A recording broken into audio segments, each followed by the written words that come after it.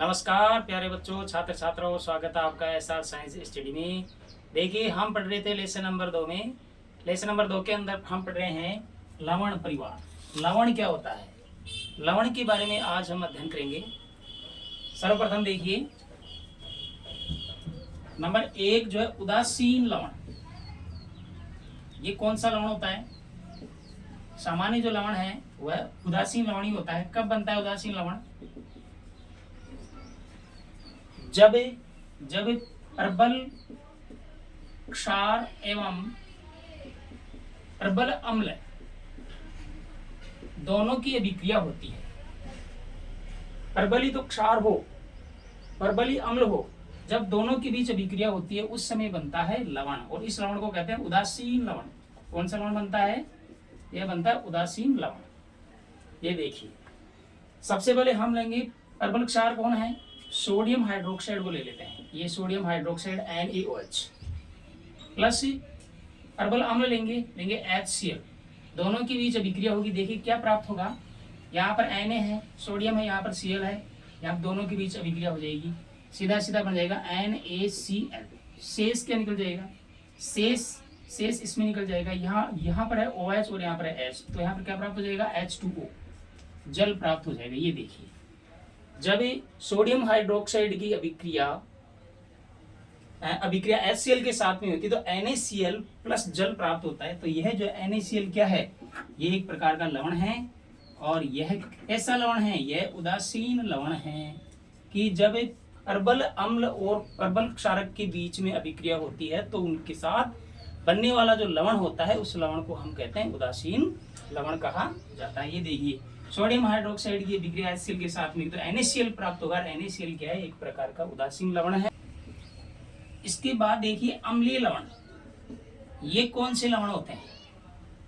ये कौन से लवण होते हैं? अम्लीय लवण में देखेंगे हम, जब अभिक्रिया प्रबल अम्ल व दुर्बल क्षारक, प्रबल अम्ल होना चाहिए और क्या होना चाहिए? दुर्बल क्षारक होना चाहिए। उनके बीच जब अभिक्रिया होगी तो जो लवण बनेगा वह लवण बनेगा अम्लीय लवण। वह अम्लीय लवण बनेगा और जल बाहर निकल जाएगा। देखिए, सबसे पहले हम लेंगे प्रबल अम्ल ले लेते हैं, हम HCl ले लेते हैं, प्लस दुर्बल क्षारक ले लेते हैं मैग्नीशियम हाइड्रोक्साइड। ये क्या है? एक दुर्बल क्षारक है। दोनों के बीच में अभिक्रिया होगी तो देखिए क्या बनेगा? MgCl2। यहाँ पर बनेगा MgCl2 और जल बाहर निकल जाएगा। ये देखिए, ये क्या है? यह एक प्रकार का जो है अम्लीय लवण है।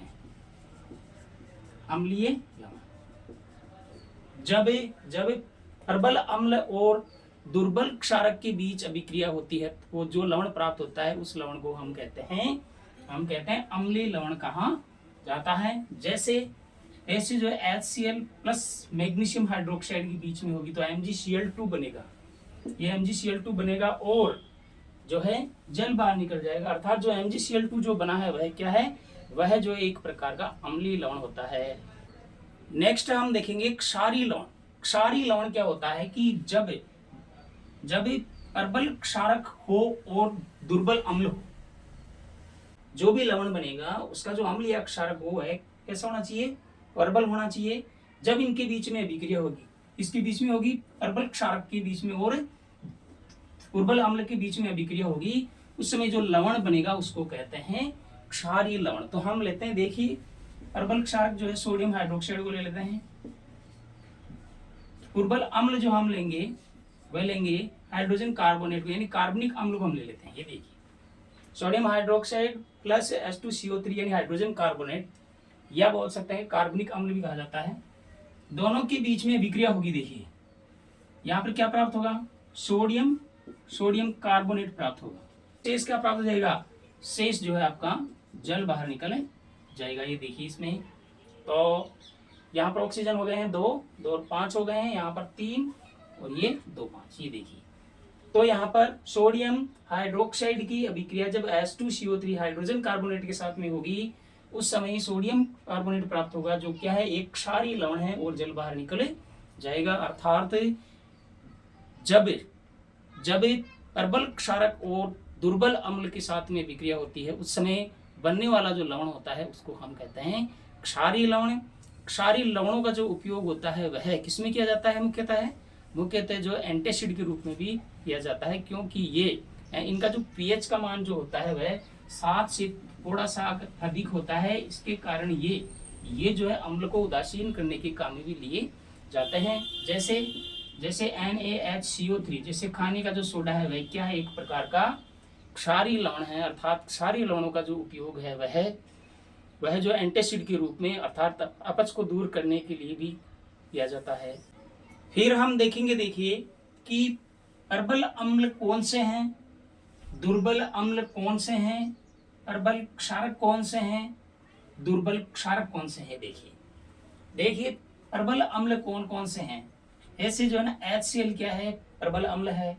HNO3 जो नाइट्रिक अम्ल है वह भी क्या है? प्रबल अम्ल है। वह है ना H2SO4 है, ये भी क्या है? प्रबल अम्ल है। अर्थात इसमें अम्लों की मात्रा अधिक है, हाइड्रोजन आयन की जो सांद्रता है इनमें अत्यधिक है, इस कारण से इनको कहते हैं प्रबल अम्ल कहते हैं। दुर्बल अम्ल देखिए CH3COOH यानी एसिटिक जो अम्ल है वह क्या है? एक प्रकार का दुर्बल अम्ल है। उसी के साथ में हाइड्रोजन कार्बनिक अम्ल है वह भी क्या एक प्रकार का दुर्बल अम्ल है। फिर देखिए प्रबल क्षारक ये कौन से हैं? सोडियम हाइड्रोक्साइड है, पोटेशियम हाइड्रोक्साइड है, कैल्शियम हाइड्रोक्साइड है। तो ये क्या है? ये जो है प्रबल क्षारक है। इनके अंदर हाइड्रोक्सिल जो आयन है उनकी सांद्रता अधिक है, उनकी मात्रा अधिक है, इस कारण से ये क्या है? प्रबल क्षारक है। दुर्बल क्षारक कौन से हैं? देखिए मैग्नीशियम हाइड्रोक्साइड है, जिंक हाइड्रोक्साइड है, तो ये क्या है? दुर्बल क्षारक है। अर्थात जब प्रबल अम्ल हो, दुर्बल क्षारक हो, इनके बीच अभिक्रिया होगी उस समय क्या बनेगा? उस समय बनेगा अम्लीय लवण। ये बन गया अम्लीय लवण प्राप्त हो जाएगा। जब क्या हो? प्रबल क्षारक हो, दुर्बल अम्ल हो, उस समय बनेगा क्षारीय लवण। क्या प्राप्त होगा? क्षारीय लवण प्राप्त होगा। अर्थात जो भी प्रबल होगा उसका लवण बनेगा, ये ध्यान रखना।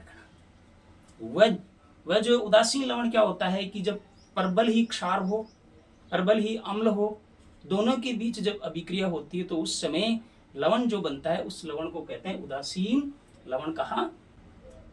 सबसे पहले हम देखेंगे उदासीन लवण। उदासीन लवण जो है प्रबल क्षार हो, जैसे सोडियम हाइड्रोक्साइड है, प्लस प्रबल ही अम्ल हो, दोनों क्या हो?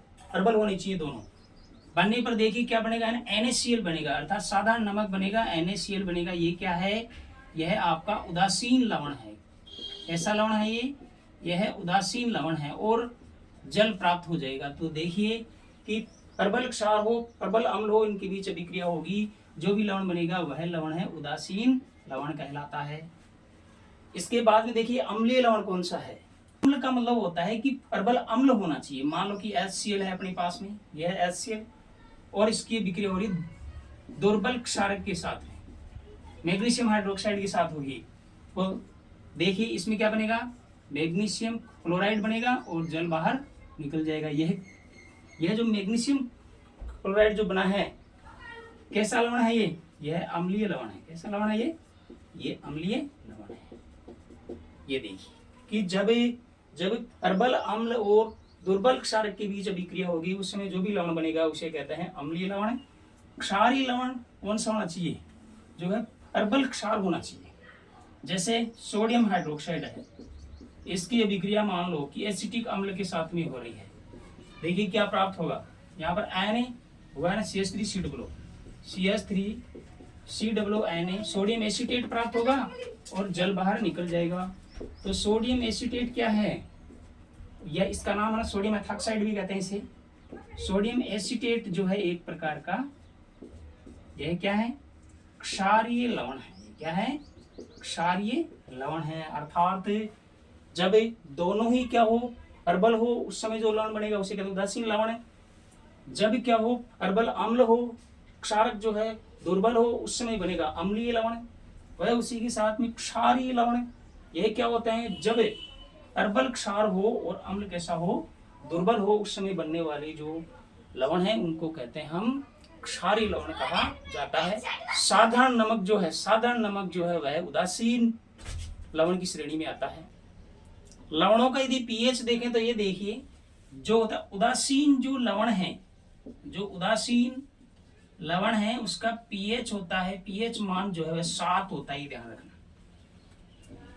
यानी NaCl जो उदासीन लवण है अपने पास में, NaCl जो उदासीन लवण है, तो इसका पीएच का मान जो है 7 होगा, फिक्स 7, ये ध्यान रखना, फिक्स 7 है। यदि कोई अम्लीय लवण है, ये देखिए अम्लीय लवण, वे लवण जिनमें अम्लों की मात्रा है अधिक थोड़ी, वो इनका जो पीएच होता है हल्का सा 7 से कम होता है, जैसे 6.5 आप मान सकते हो, लगभग 6 से 7 के बीच होता है। जबकि क्षारीय जो लवण है, ये क्षारीय जो लवण है, क्षारीय लवणों का जो पीएच है वह होता है 7 से अधिक होता है, थोड़ा 7 से 8 के बीच लगभग होता है। अर्थात वे लवण जो है ना उदासीन होते हैं उनका पीएच का मान 7 होता है, वह जो है अम्लीय लवणों का पीएच का मान 7 से थोड़ा कम होता है। क्षारीय लवणों का जो पीएच होता है वह 7 से अधिक होता है। इसीलिए क्षारीय लवणों का जो उपयोग है वह जो है एंटीसिड के रूप में भी किया जाता है। साधारण नमक क्या होता है कि जब सोडियम हाइड्रोक्साइड की विक्रिया की HCl के साथ में होती है, तो देखिए जो लवण प्राप्त होगा, यह प्राप्त होगा NaCl और जल बाहर निकल जाएगा। जो भी NaCl प्राप्त हुआ है वह क्या है, वह साधारण नमक है। इसका उपयोग जो है खाने में, सब्जियों में किया जाता है, हर एक प्रकार के जो खाने के जो व्यंजन होता है उनके अंदर नमक का उपयोग लिया जाता है। तो ये क्या है, ये एक साधारण नमक है। ध्यान रखना कि जब सोडियम हाइड्रोक्साइड की ये विक्रिया HCl के साथ में होती है उस समय बनता है साधारण नमक। खनिज नमक कौन सा होता है, नमक ही होता है, लेकिन समुद्रों के अंदर ये क्या होता है कि क्रिस्टल के रूप में जमा हो जाता है। क्रिस्टलीय जो है जमा हो जाता है, धीरे धीरे जो है लवण जाता जाता समुद्रों के अंदर जमा हो जाता है, और उसके बाद में वहां से जो नमक निकाला जाता है, खोद करके जो नमक निकाला जाता है, मान लो कि समुद्र सूख गया है और सूखने के बाद में जो नमक खोद करके जो नमक निकाला जाता है खनिज के रूप में, खोद कर जो नमक निकाला जाता है उस नमक को हम कहते हैं खनिज नमक कहा जाता है। और आपको शायद में याद होगा कि जो दांडी यात्रा है वह नमक से संबंधित है। महात्मा गांधी जी की दांडी यात्रा,